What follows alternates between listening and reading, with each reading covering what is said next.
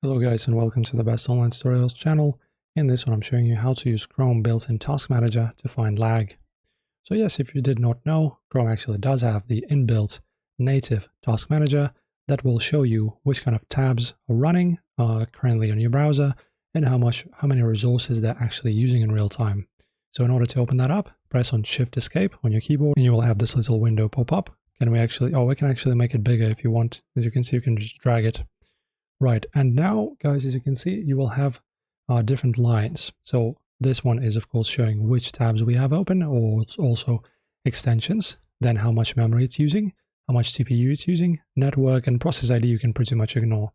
So in order to find laggy ones, the ones that might be using too many of your resources, just sort them by, firstly, by memory like this, and then just find the ones you don't want to be running, and then just click on one, and then choose Hand Task. Also, don't forget, also sort them by the CPU, like this, and see there's a percentage here about how much CPU is currently being used by a certain tab or a process inside your Chrome. And if you don't like something, it's using too much, you also press on it and then choose Hand Task. That is it. So enjoy using it, very cool thing and utility to have. If this helps, don't forget to like the video.